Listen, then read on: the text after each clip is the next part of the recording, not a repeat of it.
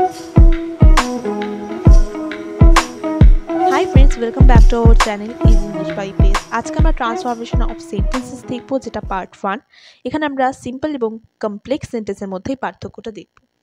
প্রথমত, সেন্টেন্সকে তার গঠনগত বৈচিত্র্যের ভিত্তিতে সিম্পল, কম্পাউন্ড আর কমপ্লেক্স এই তিনটে প্রকারে ভাগ করা যায়।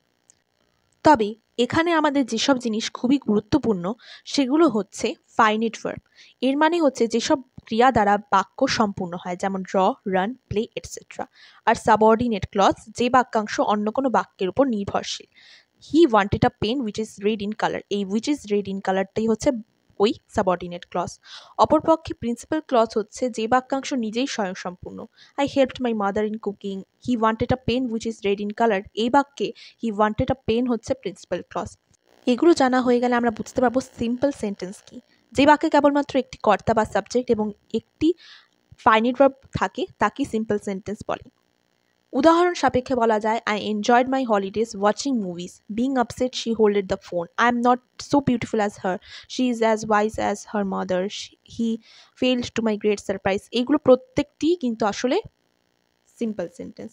এগুলো দেখে এই যে বৈশিষ্ট্যগুলো দেখছো, being, as, so as, in spite of, to, gerunds, infinitives, এগুলো থাকলে বুঝে নিতে হবে সেগুলো আসলে সিম্পল সেন্টেন্স। আর কমপ্লেক্স সেন্টেন্স, যেসব বাক্যে একটি প্রধান বা প্রিন্সিপাল ক্লজ এবং আরেকটি অপ্রধান বা সাবঅর্ডিনেট ক্লজ থাকে সেটাই আসলে হচ্ছে কমপ্লেক্স সেন্টেন্স বা জটিল বাক্য। তো উদাহরণ সাপেক্ষে আমরা বলতে পারি, Sheetal was reading a book which is new, I wish that he might recover soon. এই যে প্রত্যেকটা বাক্য, এখানে উইচ ইজ নিউ, তারপর that he might recover soon, if she work hard, তারপর হচ্ছে অলদো শি ডিডন্ট পাস্ট, এগুলো হচ্ছে আসলে এই সেন্টেন্সের উদাহরণ। তো বৈশিষ্ট্য হচ্ছে ইফ ক্লজ, দ্যাট ক্লজ, এই যে যেগুলো বললাম, ওয়েন অথবা ওয়্যার অথবা হাউ, হোয়াট এটসেট্রা, এইসব ক্লজ যদি থাকে তাহলে আমরা বুঝতে পারবো যে সেটা আসলে কমপ্লেক্স সেন্টেন্স। কিন্তু একটা জিনিস মাথায় রাখতে হবে, শুধুমাত্র গঠনেরই কিন্তু পরিবর্তনটা ঘটে, অর্থের পরিবর্তন ঘটানো চলবে না। এবার কয়েকটা উদাহরণ দেখি। তো ধরা যাক আমাদের আমাদের একটা সিম্পল সেন্টেন্স আছে, সেটাকে অ্যাডজেক্টিভ ক্লজ আমাদের বানাতে হবে। He is an unhappy man, he is a man who is unhappy, who is unhappy একটা adjective clause. I saw a beautiful bird, I saw a bird which is beautiful, এই which is beautiful হচ্ছে adjective clause. I want a new car to drive, I want a new car that I can drive. তারপর হচ্ছে I want a book to read, I want a book that I may read, এইগুলো হচ্ছে adjective clause. লাস্টে এইভাবে পরিবর্তন করেও আমরা করতে পারি কমপ্লেক্স। আবার প্রিপোজিশনগুলোকে দ্যাট ক্লজ বানিয়ে, মানে দ্যাট তারপর প্লাস ক্লজ বানিয়ে, যেমন I hope to win the prize, I hope that I shall win the prize, I am sure of her success in the exam, এরকম টাইপের।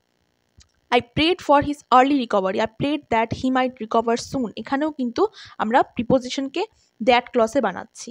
এবার জিরান ইনফিনিটিভগুলো কি সেগুলো জানতে হলে তোমরা আমাদের আগের ভিডিও দেখতে পারো। তো জিরানগুলোকে আমরা দ্যাট ক্লজে বানাচ্ছি। He is silence proves that he is guilty, she heard that the child was crying, এরকম। বি ভার্বগুলো থাকলে সেটাকেও দ্যাট ক্লজে বানিয়ে আমরা করতে পারি, যেমন he statement is true, he statement that he gave was true, his sight was unreal, the sight that he saw was unreal। ঠিক আছে, এগুলো একটু বুঝতে হবে। আরেকটা জিনিস, বিং হলে সিম্পলে অ্যাজ হয়ে যাবে, টু হলে কমপ্লেক্সে সো দ্যাট হয়ে যাবে, টিল প্লাস নাউন থাকলে টিল প্লাস ক্লজ হবে, আর ইন স্পাইট অফ থাকলে সেটা দো হয়ে যাবে। এটা কিন্তু প্রচুর ইম্পর্টেন্ট, যেটা অনেকেই ভুল করে। তো যেমন দেখো, being rich he can not feel for the poor, এই বিংটাকে আমরা অ্যাজ বানিয়ে দেবো, তাই as he is rich he can not feel for the poor. He is too weak to carry the load, he is so weak that he can not carry the load. এখানে কিন্তু এইরকমভাবে change করলে আমরা কমপ্লেক্সে বানাতে পারছি। Wait here till my arrival, এই till my arrival এটা কিন্তু আসলে একটা প্রিপোজিশন হিসেবে ইউজ হচ্ছে টিলটা, কিন্তু যখন আমি wait here till I arrive বলছি তখন এটা একটা ক্লজ হচ্ছে, এইভাবে কমপ্লেক্স হচ্ছে। In spite of being old he carried a load of 2 baskets, though he was old he carried a load of 2 baskets. এবার এক্সট্রা কিছু উদাহরণ, এটাও খুব important. He failed to my great surprise, as he failed I was greatly surprised. He smiled to my amusement, as she smiled I was greatly amused, এরকম টাইপের আর কি হতে পারে। Don't go out without permission, do not go out if you do not get permission.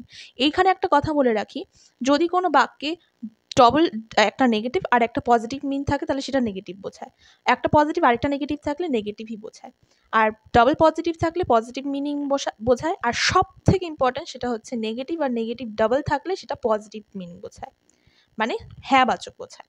এবার দেখো আমাদের একটা জিনিস মাথায় রাখতে হবে যে কমপ্লেক্স থেকে সিম্পল করতে হলে আমাদের সেম প্রসেসটাই উল্টো করতে হবে। Thanks for watching this video. If you like this video, subscribe our channel. Thanks.